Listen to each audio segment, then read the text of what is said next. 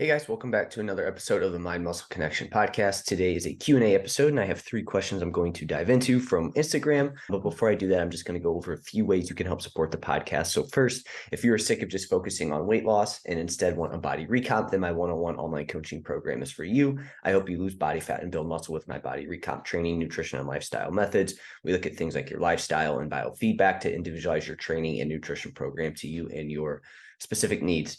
There's also at least 1 to 2 bottlenecks outside of the training and nutrition protocol that we figure out that are keeping you from seeing the results that you want to see. This usually keeps people from seeing results more than they think. If you're interested in that, the link is in the show notes and you can apply for it, and then we can set up a time to chat and discuss it in more detail, or you can reach out to me on Instagram and we can chat about it there. If you aren't interested in full coaching, I do one-on-one consultations where we troubleshoot any issues you have and or map out a game plan for the next couple months for you. If you want to learn more about a body recomp, I have my 75-minute masterclass on body recomp, what it is, how to do it, and you can find the link to that in the show notes.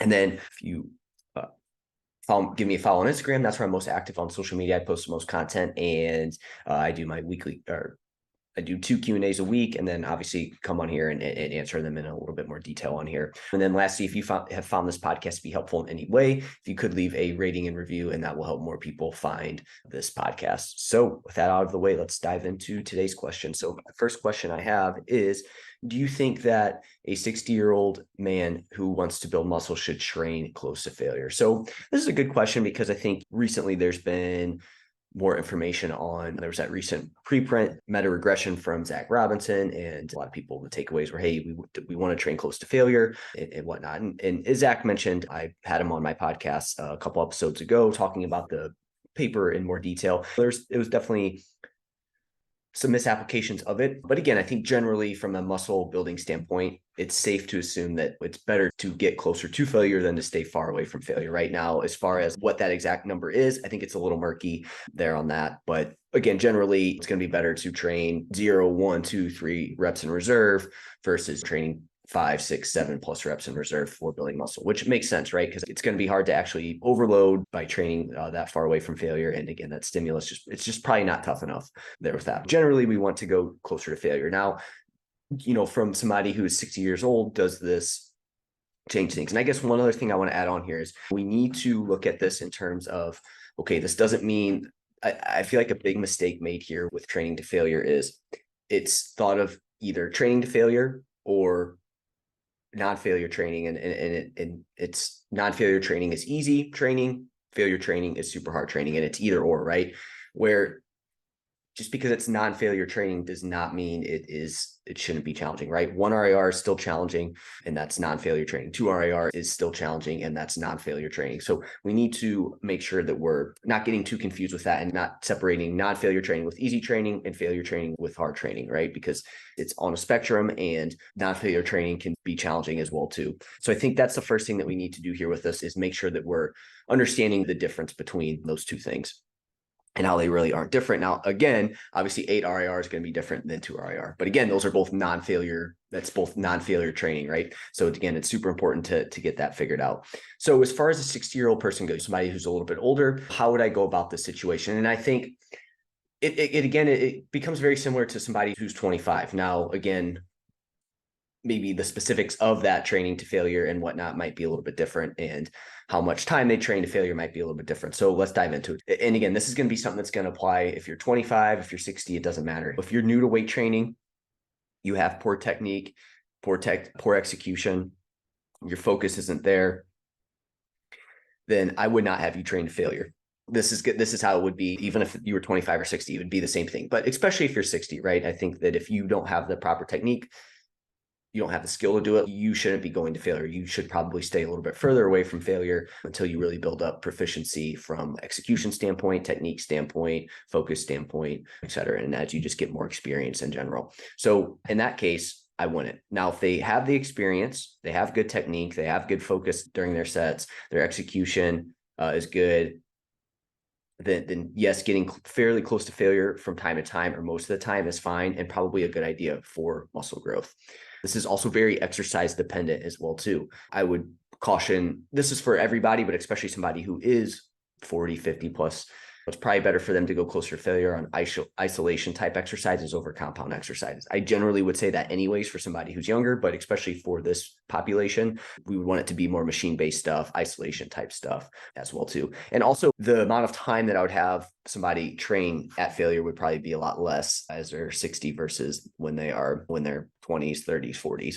So how often you get there. So maybe it's just like one set throughout an entire training cycle, where somebody who's 25, 30, 40, something like that, maybe it's 1 to 2 weeks out of the training cycle, we're getting pretty close to failure. So how often I would get there would also be dependent on age. But really the biggest thing is as you age, like you have to find a way to train that's still productive, understanding that, hey, you're still muscle growth is going to be slower, et cetera. But we want to find a way to train that is going to allow you to, and this is for everybody, but this is especially true as you age, because let's be honest, recovery is probably a little bit lower, things like that. So you do have to be a little bit more careful with everything. Joints just probably have a little bit more wear and tear on them. So you do want to be careful from that standpoint. So that's where like having this good technique, experience, focus, execution is super important as you age. But really, as you get older, the big thing with training is it's less about intensity and more about what can keep you staying consistent. And so this is where, hey, you probably overall would want to train at failure less than somebody else. And again, maybe for any given RIR, it might be a little bit higher for somebody who's 60 versus somebody who's 30 in terms. So like week 2, maybe for somebody who's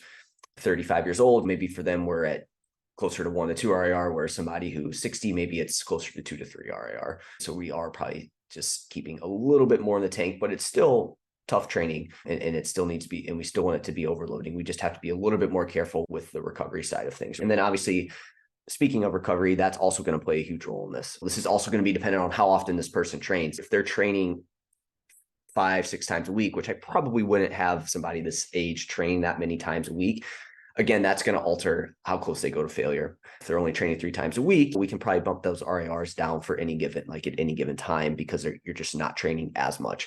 But also the recovery aspect of it's going to be important. If somebody is only, if I find out they're only getting 4 hours of sleep, they're not eating really any protein, they're either just consuming crap food all the time, or they're just under eating, not getting enough food in, that's going to alter how close to failure I'm going to have that person go as well too, because they're just going to have less recovery ability, and that's going to impact how they can push. So these are all things I would consider. If I were to make a blanket statement, again, obviously there's a lot of things that I just went over there that's going to alter it, but I don't think that you necessarily need to drastically change the intensity for somebody, again, with all those things in taken into consideration there. Once you obviously dive into it more, it's okay, that really can alter where they go with that. So hopefully that makes sense. Let me know if you have any questions on this particular topic. I love that question. I thought it was great. So I'm going to go into the second one. And this is, had a couple glasses of wine over the weekend. Did I ruin my entire week of training? And no, my simple answer to this is no. There's no way that you ruined an entire week of training by having a couple glasses of wine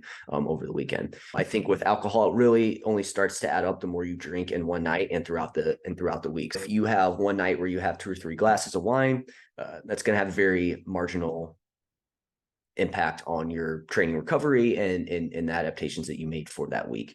If anything, though, it's not. So I guess also we need to take this from a standpoint. This is a good kind of way to go not off topic, but on a tangent here. It depends too on what exactly we're trying to go for here, right? If we're going for fat loss goals or muscle gain goals, which I think they go hand in hand, but whatever one's most important to you. Let's say, again, you're specifically focused on, hey, is this going to impact fat loss? Obviously, again, the more you have, the more it is going to start to add up. But again, the goal there is to find a way to make sure you don't get in too far away from a calorie deficit, right? If fat loss is your goal. So with drinking, I think it's one of those things that it isn't necessarily the drinking itself, obviously increases your overall caloric intake, right? And that's an issue that could get you out of the energy balance that you need for fat loss. However, to me, it's the things after the drinking, the 12 to 24 hours after drinking, that impact people more than they think, right? So after you drink, it's going to impact your sleep, which then the next day has an impact on your energy levels, your hunger and cravings the next day, which can make it easier to overeat the following day. So there's that. But even later on in the night, you're more in that effort mindset. You're just going to have it, whatever, you're hungrier, you might get the munchies, and you're more likely to just be like, you know what, screw it, I'm going to eat anything. So that in turn is going to cause an increase in caloric intake, which could get you out of that energy balance that we want to be in for the week. So it's one of those things where, yes, it adds calories, but from a fat loss perspective, it's more about what happens later on down the line that could impact things more. So there's that. So again, the more often you drink, The more you have in one single night, the more likely these things happen and get you out of that energy balance that we want. And then from a muscle building standpoint, having a couple glasses of wine at the end of the week, not really going to do anything. So long as you're eating enough protein, you're getting good sleep the rest of the week, you push the training like you need to, and it didn't impact your training, then you're good to go. The only downside would be, hey, you might see a small sleep might be impacted that night. So if you train the next day, that could impact your training for the following day. So that would be the only thing there. So again, I think it's from a fat loss perspective, it's more likely to impact things versus a muscle building standpoint. But again, just the more you do it, the more you have, the more it's going to impact. It's not like you have one glass or two glasses and now everything's just ruined for the entire week. It only ruins things if, again, it's multiple nights, if it's a lot in one night, then things will start to get impacted from a body composition standpoint. So that's a good question. And I'm going to go on to the last one. So best way to make traps grow. Mine lag no matter how many farmer walks and shrugs I do.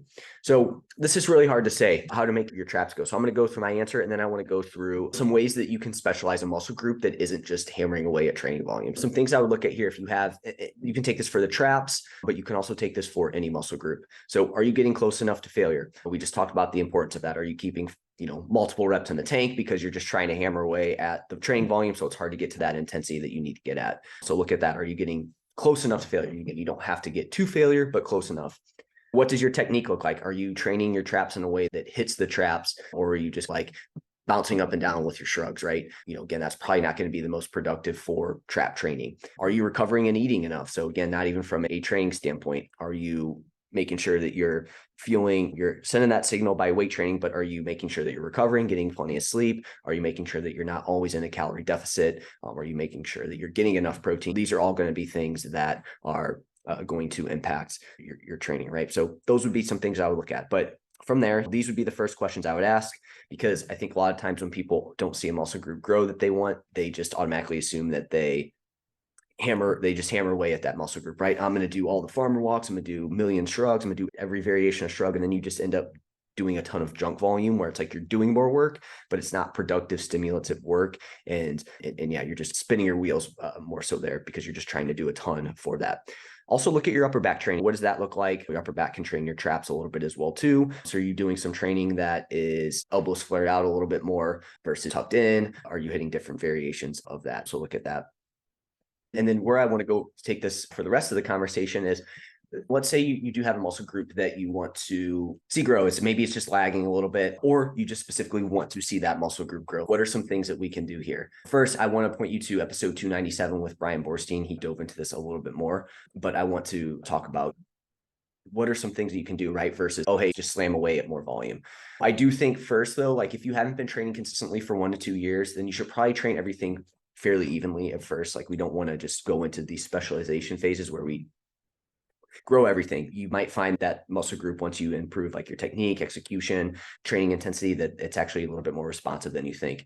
And saying this, I do find that for men, I will generally program more chest work, and for women, I'll generally program more glute work. Again, this is still based on preference. But over time, you will find that some body parts are just less responsive to training and whatnot. And then again, maybe after 1 or 2 years, you find that, hey, I really want to focus on this muscle group. But I would train everything evenly at first to find that out.